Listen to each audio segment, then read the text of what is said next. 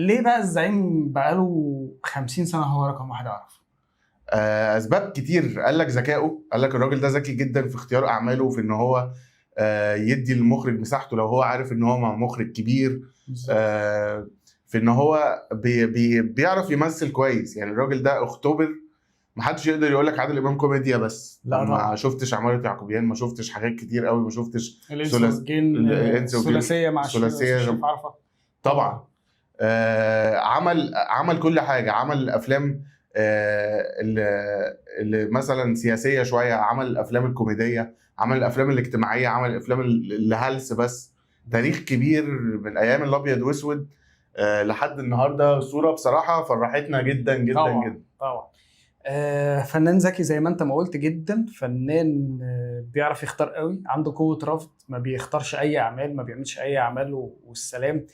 بيمثل الناس قوي. اعرف الناس حسيت ان عادل امام ده مش هو مفهوم الجان الممثل اللي شكله جان اللي شكله تقليدي، لا هو من اول ما ظهر هو شبه الناس جدا.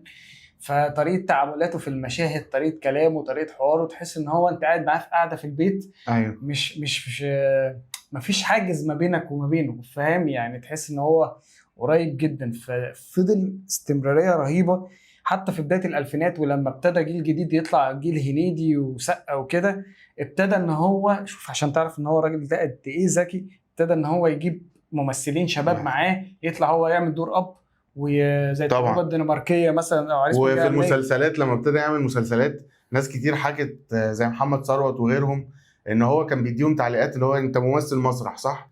فانت بالظبط. بتمثل كويس انت. كان يعني بيتواصل والناس دي هو طبعا ما بيخشوش في العمل غير لو هو اختارهم او بص لهم على حاجه وعارف ان هم ناس كويسه. كويسة فهو جدا. بيحب يدي فرص للناس طبعا. بيدي فرص للناس. كنت لسه اقول لك ما فيش حد اشتغل مع عادل امام غير لما بعدها اتنقل نقله تانية في الكارير طبعا. بتاعه. يعني طبعا. عندك ميكي مثلا، لما عمل دبور معاه في مرجان، اه. بعد كده خلاص بقى ميكي بقى محمد بطل. هنيدي ظهر معاه في مشهد بتاع مناظر، او اه الفيلم سينما ده ولا قصه ولا مناظر قصه ولا في مناظر؟ المنسي. اه. بعد كده ابتدى ياخد بطولات. فلا يعني الزعيم يا جماعه مجرد ظهوره يعمل قلبان على السوشيال ميديا.